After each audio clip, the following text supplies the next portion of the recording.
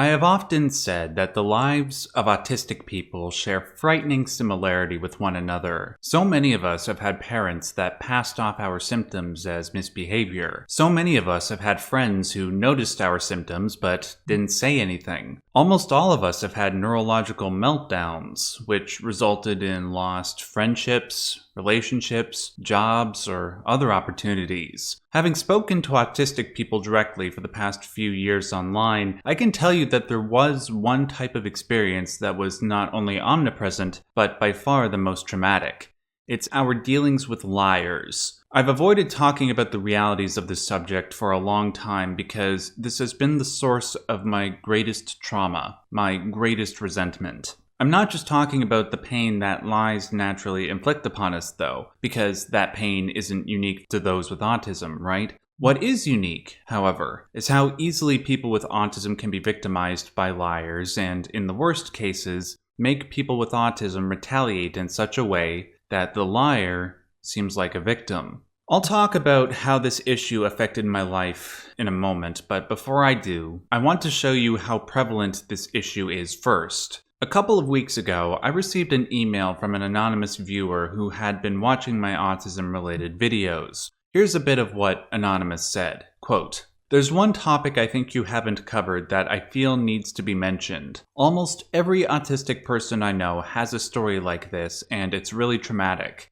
I was reminded of it with a very insightful comment thread from Orbital Sean 0 in response to your Autism and Guilt video. Now, before I continue reading this email, I'll read the comment that the email references from Orbital Sean. Neurotypical charismatic liars are the most dangerous people in my experience. Autistic people can be very trusting, naive, and find it difficult to lie selfishly. If a group trusts the liar more than you, there seems to be no solution but to leave the group. Interacting with people is to court with social exile. I prefer preemptive social self-isolation." 2.6 thousand likes on that comment. Back to what the email says. Quote, "Orbital Sean talked about certain kinds of people he called charismatic liars and how autistic people have difficulty dealing with them. Autistic people are just naturally more honest and they will call out the liar for their BS. But because the charismatic liar is more convincing and good at getting people to like them, they will tell a story that makes the autistic person look bad or trigger them into a meltdown that makes them look like a monster. The autistic person will not only feel upset, but feel crazy because everyone in the world seems to be following a lie, just because a socially smart and good-looking person says it. But what they say does not match up with what they do." And that's the end of that quote. This email, along with Orbital Sean Zero's comment, motivated the creation of this video. In just a paragraph, Anonymous basically outlined one of the most traumatic incidents in my life, one that caused me great shame for many years. It was because, like Anonymous said, I was triggered into a neurological meltdown by a liar, who then used the behavior I exhibited during this meltdown to paint me as the bad guy. While some of my behavior I think was understandable, some of it wasn't. I didn't do anything illegal, don't worry. I'll tell you what happened in a few minutes. Before I do that, however, I need to provide context to my actions, which will hopefully serve as context for other autistic people who have been through experiences similar to mine. As I'm sure most of you already know, most autistic people are at a social disadvantage. Many of us are unable to understand things like body language, social conventions, social cues, or sarcasm. This is because our brains are hardwired to view the world in a more rational, systematic way, kind of like a series of mathematical equations waiting to be solved. We are, thus, compelled to apply this point of view to stuff that is entirely non-mathematical, things like social interaction. For example, if we are nice and helpful to somebody, the rational, logical result should be that the other person is nice and helpful back to us. Simply put, 2 plus 2 should equal 4. When that doesn't happen, we are left in a state of painful confusion. We blame ourselves. After all, what other possible reason could there be for somebody to not be nice in return? The sad thing is that, in some cases, it does have something to do with us. People with autism are likely to exhibit social behaviors that are unusual to the vast majority of people who don't have autism. These behaviors include, but are not limited to, blank facial expressions, not looking people in the eye, speaking with a monotone voice, or focusing intensely on one subject of interest during a conversation. While autistic people can do things to address some of these behaviors and, in some cases, overcome them, we are stuck with many other behaviors no matter what we do. This leaves many of us incapable of participating in humanity's grand collective social game, because the rules of that game were set up by the majority of people who aren't autistic. As a result, the majority of neurotypical people, or non-autistic people, will push away or actively alienate that which they do not understand. After all, human beings are tribal creatures and are programmed to fear the unknown. Plus, it's easier to ostracize people than to put in the effort to understand, right? Having said that, there are times where autistic people are lucky enough to find somebody who seems to legitimately enjoy their company. When this happens, we feel unparalleled levels of gratitude, not just because such an occurrence is rare for us, but because autistic people are also biologically predisposed to experience emotion more intensely. Just like how autistic people are more sensitive to stimuli like the brightness of light or the volume of sound, we are more sensitive to emotion. To have somebody in our lives who seems to legitimately love us regardless of our quirks, it produces a reaction within us similar to someone who is financially poor winning the lottery. Now that we have that person in our lives, we'll do everything we can to hold on to them, to make them feel the same way we do. Unfortunately, because we are socially naive and generous to those who seem to express genuine love for us, it leaves us vulnerable. In my life, and in the lives of many other people with autism, there are people that notice how naive and generous we can be and feed off it like parasites. Then they dump us when we have either lost our utility or we inevitably do something that offends the neurotypical social order. When that happens, autistic people are destined to experience the most painful meltdowns. Our senses become overloaded with so much negative stimuli that we can't process it. We become blinded in a sense. When we're in these states, we will do whatever we can to try and calm our brains down. Some autistic people scream into a pillow. Some punch a pillow. A lot of autistic people will resort to self-harm, punching or slapping themselves in the head, because they need their brain to comply. If this happens in a controlled environment, these meltdowns can become manageable. But if they happen in a public forum, well, the humiliation and shame that results from that can traumatize you for years. People who are unaware of your autism diagnosis will point to the events of this public meltdown and use that as sufficient reason to undermine your character. In my life, I've had at least one meltdown that gave someone I knew a good reason to label me as the bad guy. It was probably the worst thing I ever did.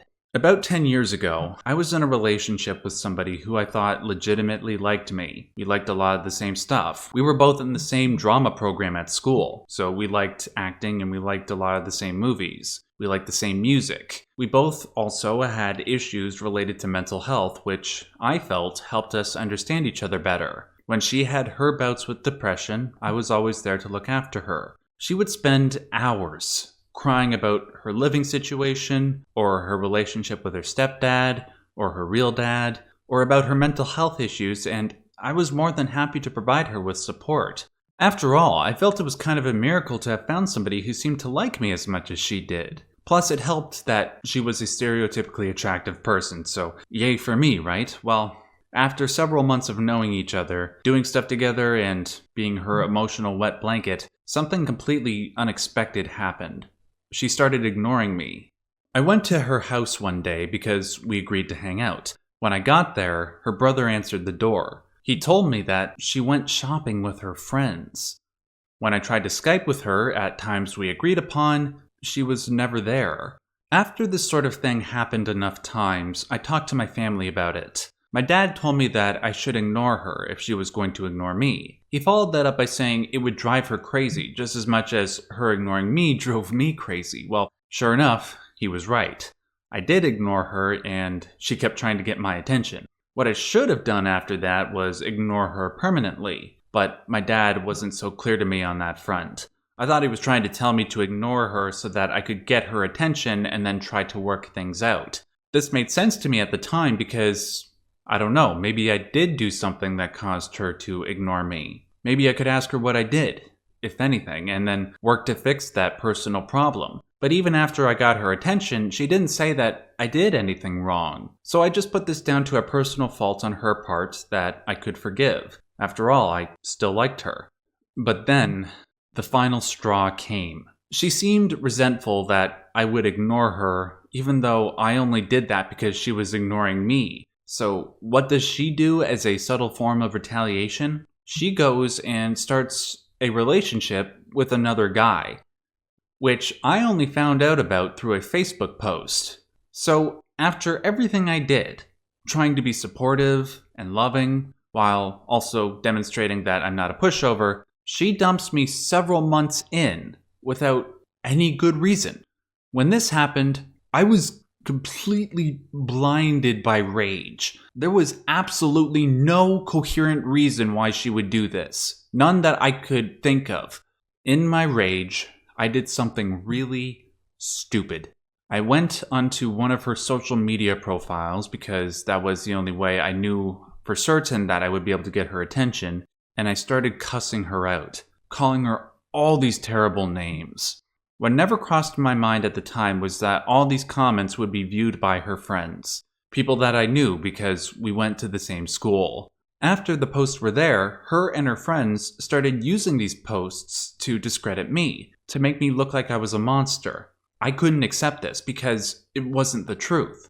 I couldn't let somebody this evil win. So then I started messaging her friends, people who were familiar with the situation. Because my communication skills were obviously compromised via a combination of autism and rage, I just made the situation worse. Plus, people were more inclined to believe her because she, as Orbital Sean said, was a charismatic liar. A beauty with a tragic family life, whose former boyfriend was acting like a jackass.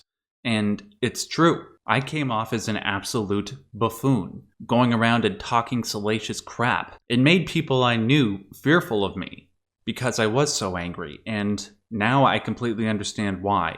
I should have just moved on.